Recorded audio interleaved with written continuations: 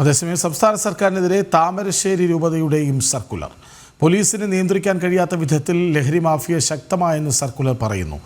വനംവകുപ്പിനെതിരെയും സർക്കുലറിൽ വിമർശനമുണ്ട്. ക്രൈസ്തവ സമുദായത്തിന്റെ അവകാശങ്ങൾ നിഷേധിക്കുന്നതിനെതിരെ ഏപ്രിൽ 5 കോഴിക്കോട് മുതലക്കുളത്ത് ക്രൈസ്തവ സമുദായ അവകാശ പ്രഖ്യാപന റാലിയും പൊതുസമ്മേളനവും നടത്തും. വിവരങ്ങളുമായി അനഘ ഹർഷൻ ഒപ്പം ചേരുന്നു. അനഘ, KCBC വിമർശിച്ചു, പിന്നാലെ താമരശ്ശേരി രൂപതയും പറയുന്നു ലഹരിയുടെ പിടിയിൽപ്പെട്ടിരിക്കുന്നു കേരളം, പോലീസിന് പോലും നിയന്ത്രിക്കാനാകാത്ത വിധം ശക്തമാണ് ലഹരി മാഫിയ എന്ന്. മറ്റു വിവരങ്ങൾ.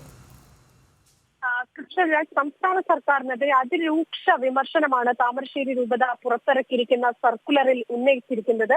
അതായത് ക്രൈസ്തവ സമുദായത്തിന്റെ അവകാശങ്ങൾ അത് നിഷേധിക്കപ്പെടുകയാണ് ഈ സംസ്ഥാന സർക്കാരിന്റെ കീഴിൽ. മാത്രമല്ല, ന്യൂനപക്ഷ സ്കോളർഷിപ്പിന്റെ കാര്യത്തിൽ കാര്യമായ ഒരു അനീതി നടക്കുന്നുണ്ട്.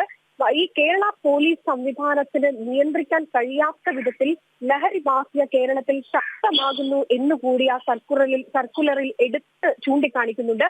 ഈ വനം വകുപ്പിനെതിരെയും കൃത്യമായൊരു വിമർശനം താമരശ്ശേരി രൂപത ഉന്നയിക്കുന്നുണ്ട്. ഈ മനുഷ്യത്വരഹിതമായ കർശന വന നിയമങ്ങൾ കൊണ്ടുവന്നിട്ടുണ്ട്, പരിസ്ഥിതി നിയമങ്ങളെ ദുരുപയോഗം ചെയ്യുന്നു, ഇങ്ങനെയാണ് ആ സർക്കുലറിൽ ഈ ചൂണ്ടിക്കാണിക്കുന്നത്. മാത്രമല്ല, justice KB Koshy commission report പുറത്തു വരാത്തതിന് പിന്നിൽ ചില സ്ഥാപിത താല്പര്യങ്ങൾ ഉണ്ട് എന്നുകൂടി താമരശ്ശേരി രൂപത പുറത്തിറക്കിയിരിക്കുന്ന ആ സർക്കുലറിൽ ചൂണ്ടിക്കാണിക്കുന്നുണ്ട്.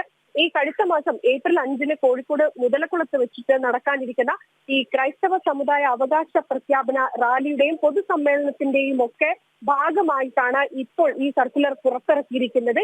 ഈ സർക്കുലറിലാണ് സംസ്ഥാന സർക്കാരിനെ വിവിധ വിഷയങ്ങൾ ഉന്നയിച്ചുകൊണ്ട് സംസ്ഥാന സർക്കാരിനെതിരെ രൂക്ഷമായ വിമർശനം ഉന്നയിച്ചിരിക്കുന്നത്. കൃഷ്ണരാജ്. ശരി അനഘ.